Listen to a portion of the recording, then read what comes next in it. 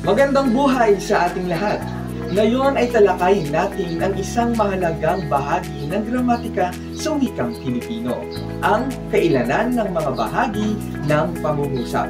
Sa ating pag-aaral ngayong araw nito, aalamin natin kung paano dapat magkaagbang o tumugma ang mga bahagi ng pangungusap tulad ng simuno at panaguri, batay sa kailanan o bilang kung ito ba ay isahan, dalawahan o maramihan. Ito ay hindi lamang teknikal na kaalaman, kundi isang kasanayang makatutulong sa ating pagbuo ng mga malinaw at wastong pahayag. Kaya, samahan ninyo ako sa pagbibigay linaw sa mga tuntuning may kinalaman sa kailanan ng mga salita sa loob ng pangungusap. Kailanan ng mga bahagi ng pangungusap. Ang pang-uring panuring sa panaguring pangalan ay kailangang makaagpang sa kailanan ng simuno. Halimbawa, ang maling gamit nito'y sila'y mabuting tao. Ang tamang gamit dito'y sila'y mabubuting tao o siya'y mabuting tao. Ang pang-uring naglalarawan at ang pandiwaring panuring sa iisang pangalan ay kailangang magkaagpang sa kailanan. Isa sa mga maling halimbawa nito ay natakot kami sa malaking asong nagtatahulan. Ang tama ay natakot kami sa malalaking asong nagtatahulan o kaya'y natakot kami sa malaking asong tumatahol. Ang dalawa o higit pang pang-uring gumaganap sa iisang tungkulin sa pangungusap ay kailangang magkaagpang sa kailanan. Halimbawa ng maling gamit nito ay ang mga bulaklak sa hardin ay pawing maganda at mabango. Samantala ang tama ay ang mga bulaklak sa hardin ay pawing magaganda at mababango. Ang panaguring panghalip na pananong ay kailangang makaagpang sa kailanan ng simuno. Halimbawa ang mali ay alin ang mga manok na ipagbibili natin? Ang tama ay alin-alin ang mga manok na ipagbibili natin. Ang pang-uring bawat at mga panghalip na simunuman, anuman at alinman ay nangangailangan ng isang panaguri kapag ginagamit na simuno o panuring ng simuno. Halimbawa, ang maling gamit ay ang sinuman sa kanila ay dapat magsitulong sa atin. Ang tamang gamit ay ang sinuman sa kanila ay dapat tumulong sa atin.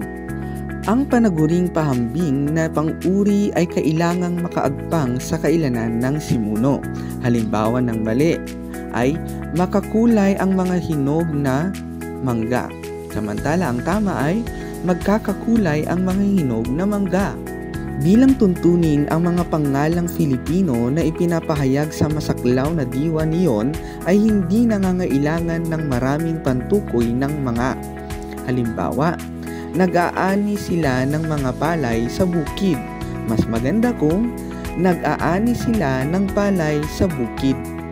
Samantalang, ang simunong maramihan ay tumatanggap ng isahang pandiwa. Ang isang simuno ay laging nangangailangan ng isahang pandiwa. Halimbawa ng maling halimbawa ay ang bawat dalaga ay nagsipag-alay ng bulaklak sa bantayog ng bayani. Ang tama naman ay ang bawat dalaga ay nag-alay ng bulaklak. Ang mga pandiwaring panuring sa iisang pangalan ay dapat magkaagpang sa kailanan. Halimbawa ng maling gamit ay narinig ko ang mga batang tumawa at naghiyawan. Samantalang, mas maganda kung narinig ko ang mga batang nagsitawa at naghiyawan. Ngunit mas tama kung narinig ko nagtawanan at naghiyawan. Ang maramihang pantukoy na mga at ang isahang pang-uri ay di dapat magamiting panuring sa isang pangalan. Halimbawa, ang maling gamit nito ay nagtahulan ang malaking mga aso. Ang tama ay nagtahulan ang malalaking mga aso o kaya naman nagtahulan ang malalaking aso.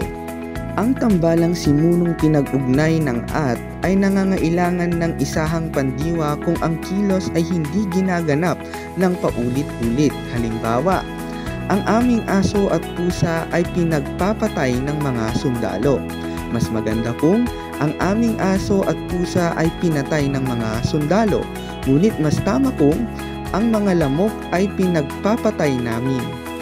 Ang panghalip ay kailangang makaagpang sa kailanan ng pangalang tinutukoy niyon. Halimbawa, ang maling gamit nito'y pumili ng kani-kanilang laruan ang bawat bata.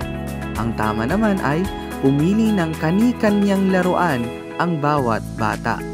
Bilang tuntunin, ang maramihang pantukoy ng mga ay nangunguna sa pangalang ginagamit sa diwang maramihan. Halimbawa, nagkikislapan ang patak ng hamok sa dahon ng halaman. Mas maganda at mas mabuti at tama kung nagkikislapan ang mga patak ng hamog sa mga dahon ng halaman. Ang maramihang anyo ng mga pangalang dayuhan ay hindi umaalinsunod sa pamantayang gamit ng Filipino. Halimbawa, namimigay ng mga tabakos ang mga kandidatos. Mas maganda at mas tama kung namimigay ng mga tabako ang mga kandidato. Binabati ko kayong lahat at diyan nagtatapos ang ating pagtalakay tungkol sa kailanan ng mga bahagi ng pangungusap. Nakita natin na ang wastong paggamit ng isahan, dalawahan at maramihan sa mga bahagi ng pangungusap ay may malaking papel sa pagiging epektibo ng ating komunikasyon. Mula sa pagkakatugma ng mga pang-uri at panghalip sa simuno hanggang sa angkop na paggamit ng pandiwa. Mahalagang tandaan na ang bawat bahagi ng pangungusap ay kailangang magkakaugnay at akma sa kailanan. Naway magsilbing gabay ang mga halimbawa at tuntunin ng ating tinalakay sa mas maingat at mas malinaw na paggamit ng ating wikang Filipino. Maraming salamat sa inyong pakikinig at naway magamit ninyo ito sa inyong pagsulat at pakikipagtalastasan sa araw-araw. Paalam!